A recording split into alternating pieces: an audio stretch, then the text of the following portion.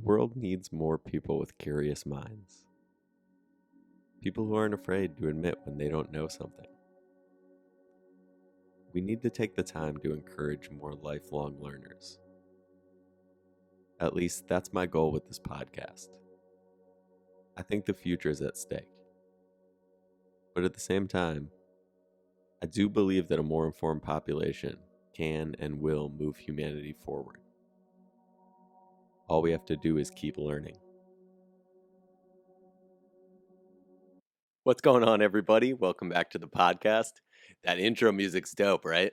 Yeah, so I want to give a shout out real quick to my brother. He made that beat there at the beginning. So if you guys like that intro music, that's the guy. That's the guy you can thank for that. If you know him, you know the vibes. You know what he's cooking up. He's got plenty of beats we can use on this show from time to time. We might switch it out every now and then. I might talk to him, see if we can't, get a couple different ones going. Maybe one for the intro, one for the outro, something like that. But shout out to my brother. He went ahead and made me some intro music there. So that's pretty dope. So I just want to say thanks to him for that. Yeah, we're going to go ahead and get right into it today. I want to go ahead and make a few brief points for framing's sake before we get into the episode today. So the first thing that I want to say really quick is that this particular episode isn't going to be the most happy, upbeat subject matter that I've covered on this show. So if you're a person who found this podcast because you like those episodes that I do about animals or space that are a little more lighthearted, I'm joking around a lot. This might not exactly be the episode for you just because of the subject matter. I think it's kind of a serious topic, and whenever I cover something serious, I want to really take the time to be thoughtful about it and do it in the most respectful way possible. So, this episode is one I'm very excited about. It's about a history subject, and I don't know if I've said this on the show before, but I actually originally went to college to be a high school history teacher, and even though that's not the career path that I've gone down, I do love history still. I love learning about it. I love reading about it. I love doing podcast episodes about it. So I'm very excited about the episode today. But I did want to give a little bit of framing that it is going to be a little more of a serious episode. So just keep that in mind. And then the other point that I wanted to make before we go in, because I think it's really important to have this framework as we go through this episode. I want you to keep reminding yourself as I'm telling some of the stories in this episode and describing some of these historical events. I really want you to keep reminding yourself that everything that I'm going to talk about in this episode happened within the last 80 years. So the events of this episode are far more recent than you would probably like to think they are, to be honest. Think about it like this. The average American lifespan right now is 78 years old. So everything that happened in this episode has happened in the span of the average American's lifespan. So when you put it in that context, I think it shows you how recent these events were, and I think that's an important way to view the topics that we're going to discuss. Is that this happened a lot more recently than you think sometimes when you read about it in a history book, and I just think that's an important point to cover before we get into it. So, just want to go ahead and give a little bit of framing there, and let's go ahead and jump into it. So, our story today starts in the summer of 1942.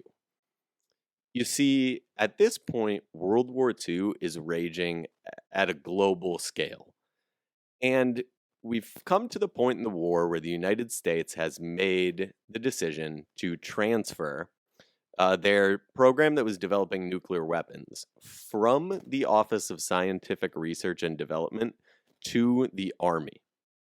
And this is the day that we now recognize as the official launch of the Manhattan Project. And this episode isn't necessarily going to be about the Manhattan Project or the development of nuclear weapons. It's actually going to be more focused on the first test of nuclear weapons and what led up to that.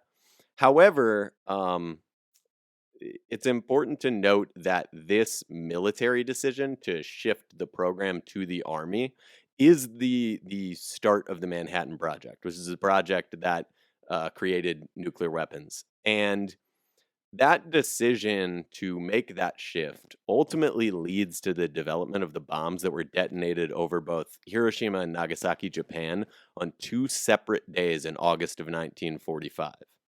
And those bombings killed between 129,000 and 226,000 people, most of whom were civilians. And I want to take a quick second here and kind of have a little sidebar about a couple things that I learned about those bombings because I think they're interesting. Um, the first is we actually detonated our two nuclear weapons over Japan on two separate days in the month of August. I believe there were 3 days in between those detonations. And I think that's interesting to think about because uh, I always assumed, I guess, that it was like a calculated military like strike that happened at the same time.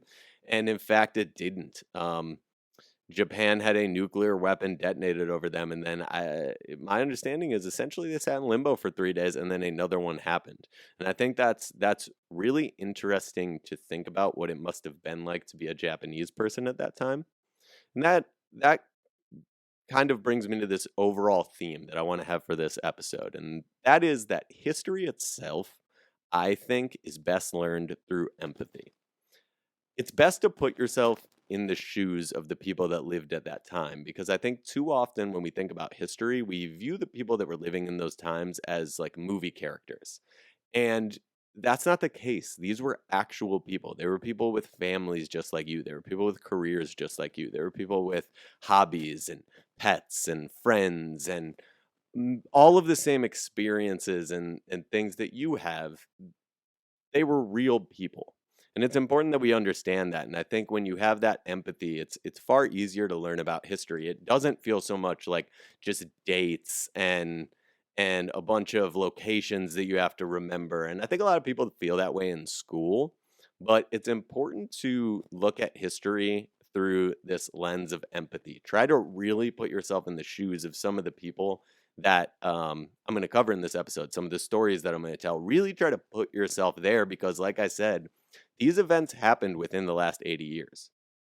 Now, there's another thing with the sort of sidebar that I never knew about, and that's that 20,000 of the humans that lost their lives during just the bombing of Hiroshima were Korean slaves. And think about what I just said there. This is the 1930s, and these people were taken as slaves. They lived and worked as slaves until they ultimately died in one of only two nuclear bombings in history. And I think that is a really, really, really important thing to think about because there were a lot of moments when I was researching this episode where I did learn something like that. And I thought to myself, and yet there are people today that complain, seriously complain, angrily complain that their Wi-Fi is too slow. And I mean, I've done it before. I've complained about stupid things for sure. Everybody has. I'm sure everyone listening to this has complained about something really, really stupid before. And I want to use this episode maybe for us to make a deal, myself included. I would like for everybody to leave this episode with a renewed sense of how lucky we are to be alive at the time that we are, and just to use this episode as a reason to count your blessings and maybe show more gratitude in your day-to-day life. I think every now and then when you learn about history, like I said, through that lens of empathy, you can find yourself being more grateful about the things that you have in your life today. And I think that's a powerful tool that history gives us. And so I just think as we go through some of these stories, I would love if all of us, like I said, myself included, could leave from this episode while there are parts of it that are very sad and they're very tragic. I hope that we can leave with a perspective of gratitude for the lives that we're able to live, that we're able to pull this podcast out of the sky, basically, right into our supercomputer that we have in our pocket and learn about these things. And it's just such a blessing to be able to do that. And so I think an episode like that could maybe lead some people to have a little bit more of that gratitude. So I'm hopeful that that's something that can come from this one. But anyway, let me get back on track here. I think as we go forward today, The real question to focus on is why the United States made the decisions that they made in regards to the development of nuclear weapons, and then also um, why we developed them in the first place. I think that those are important questions to answer. And uh, I find that the answer to them sounds very, very simple because of how clear cut it was. And yet it's really important to understand why. And the reason why we made these decisions and why we developed nuclear bombs in the first place is because at the time, the United States was motivated by a fear that they were engaged in a race with Nazi Germany to develop those weapons. That is the reason that leads to a lot of the things that we're going to talk about in this episode.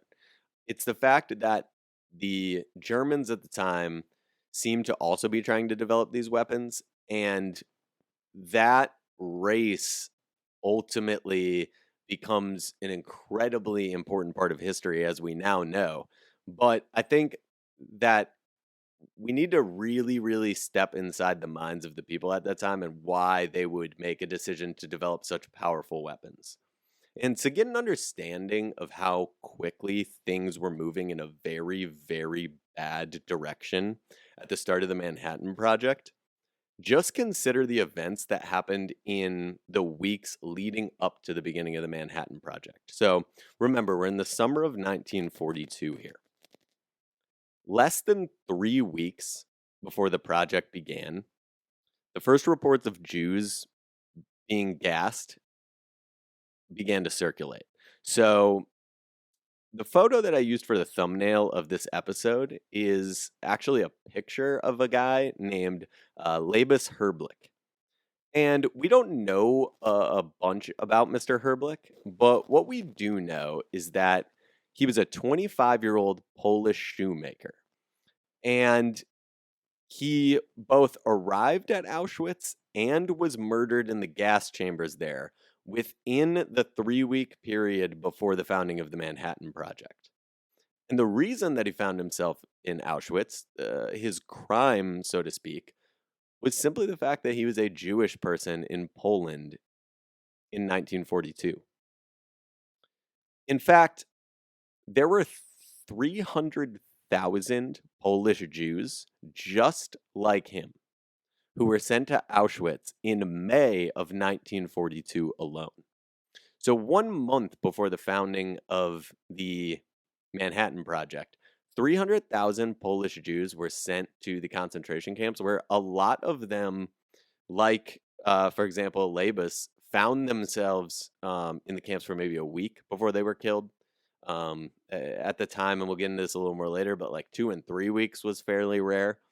And the reason that I used him for the thumbnail of the episode is what I talked about. It's the idea that history is best learned through empathy. I think when you see the photo of him, you realize that he looks just like anyone you know right now. He was 25 years old, and he was killed because of this evil ideology that was spreading so rapidly at the time. Um, I want to go to a quote here because I think it's important that we look once again through this lens of empathy. And so I think getting quotes from people who were alive at that time is a great way to do that. So, quote, all were expecting to die, and every day of their life was a day of suffering and torment. All had witnessed terrible crimes, and the Germans would have spared none of them. The gas chambers awaited them. Most, in fact, were sent to the gas chambers after only a few days of work and were replaced by people from a new contingent. Only a few dozen people lived for weeks and months, rather than for days and hours. Sheil Rockman. And he was a survivor of Auschwitz, actually. So that was his quote describing what it was like there at the time. So 2 weeks before the Manhattan Project began, the Nazi allied Japanese attacked Midway Island, which led to the Battle of Midway, in which 307 American soldiers were killed. Quote, On the second firing pass by the attacking Zeros, our turret gunner Manning was hit, and his turret put out of action, recounted Farrier. The sight of his slumped and lifeless body startled me. Quite suddenly, I was a scared, mature old man at 17. I had never seen death before, and here in one awesome moment, my friends and I were face to face with it. I lost all sense of time and direction, but huddled by my gun, hoping for a chance to shoot back. That's Radio Man Second Class Harry Farrier. He was of the Torpedo Squadron VT-8, and his aircraft actually was the only one from his squadron to survive the Battle of Midway. Now, this is also the same time frame that 2 weeks before the founding of the Manhattan Project that the Japanese engaged in the invasion and occupation of Attu and Kiska, which was the first invasion of American soil in 128 years. So you start to get the sense, like with some of these stories, of how quickly things are moving just in the few weeks before the founding of the Manhattan Project. Now, 8 days before the Manhattan Project began, the Nazis burned the Czech village of Lidice. And I think I'm pronouncing that right. I was trying to look into it. I might not be. That was the way I had heard it pronounced. So if anyone's listening to this and I am incorrect on there, I apologize. I'm that is the way that I heard it pronounced. So that's what we're gonna go with for this episode. But anyway, so the Nazis burned the Czech village of Lidice for the killing of Reinhard Heydrich, who was considered to be a main architect of the Holocaust. And he was also described by some historians as the darkest figure of the Nazi regime. And part of the reason for that is he was directly responsible for a particular SS task force that murdered more than 2 million people by mass shooting and gassing, including 1.3 million Jews. Now, he was killed in a military operation by British trained Czech soldiers in May of 1942. And after that happened, the Nazi intelligence falsely linked the Czech soldiers who had assassinated him, as well as some resistance members to the village of Lidice. And that led to what is known as the Lidice massacre. As revenge for Heydrich's killing, Hitler ordered all of the men of the town to be killed and all of the women and children to be sent to concentration camps. If you want to understand how dark a period of time this is in Europe, there were 4 women in that town who were pregnant at the time, and all 4 of them were arrested and were given forced abortions and then sent to the concentration camps. In fact, the only survivors of the massacre were the blonde-haired and blue-eyed children who were sent to live with SS families, and one man who was actually in prison during the massacre, and he only learned that it happened when he got released and returned home to find that the entire city had not only been burned to the ground, but it had also been completely leveled. So it was essentially erased from history.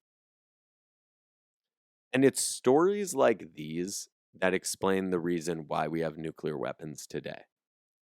All 3 of those events that I just told you about happened in the 3 weeks before the start of the Manhattan Project. Think about that. All of those tragedies, all of those horrors, all of those deaths occurred in the 3 weeks before the starting of the Manhattan Project. And remember, at this point in time, World War II has been going on for 3 years already. And so you can see the setting that is the world in the summer of 1942. And the United States at that point could not risk losing that race to nuclear weapons with the Nazis. Now, it's also important to note that we've since been able to see that truthfully, the Nazis were not as close as we thought they were during this period of time.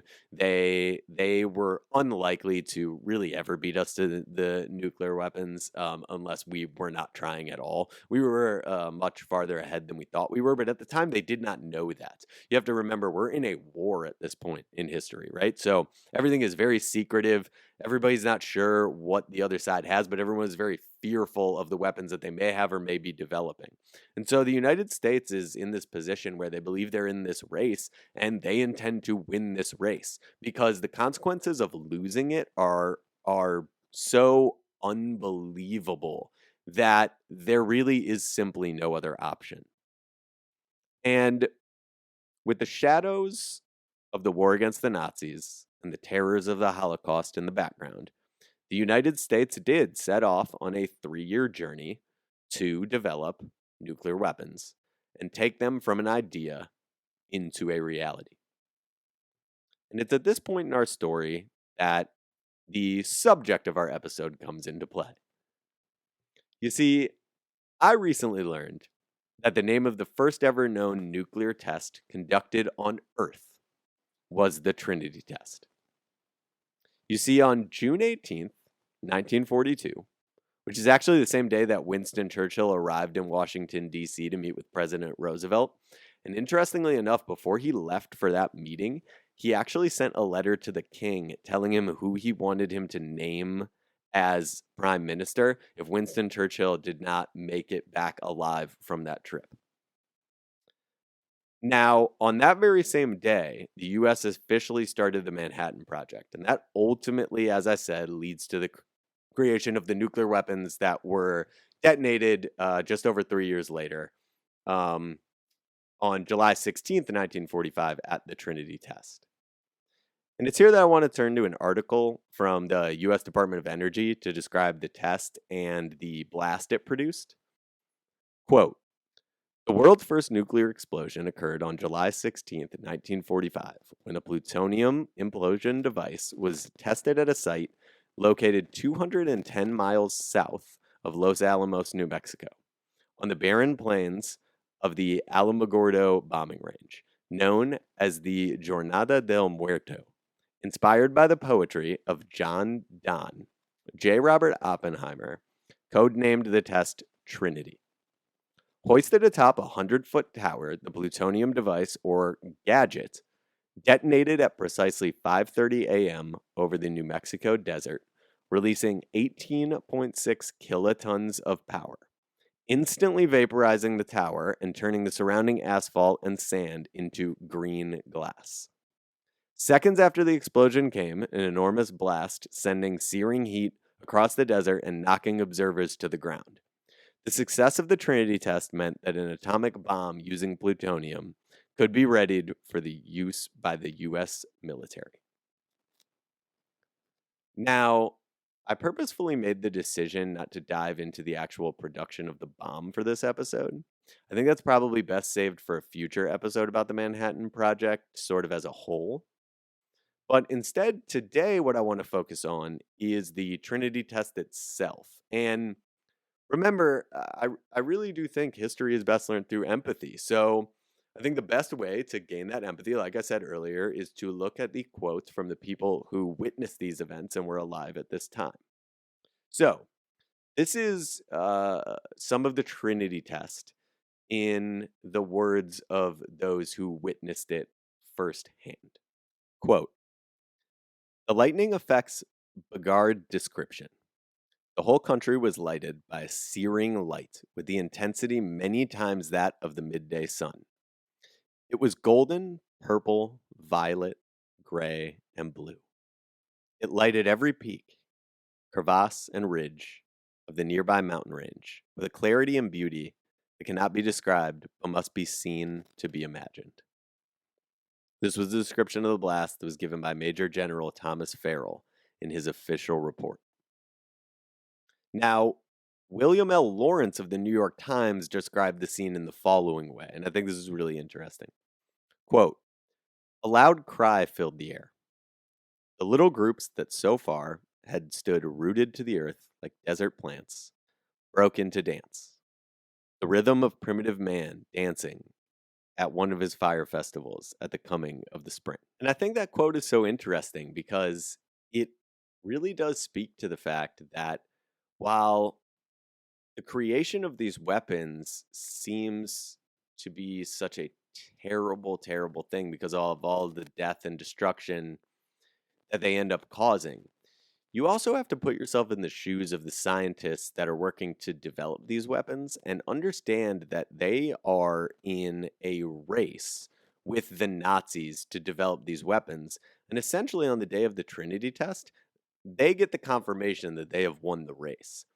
And that's where that celebration comes from. And while I think we would all like to imagine that everything about the Trinity test was sort of a somber reflection on what they had created, the reality is at the end of the day, they believed that they were in a very, very dangerous, very competitive race to figure out how to make these weapons. And to be honest, I really think if you take that approach of trying to put yourself in their shoes, you can absolutely understand why they would have the celebration that they had.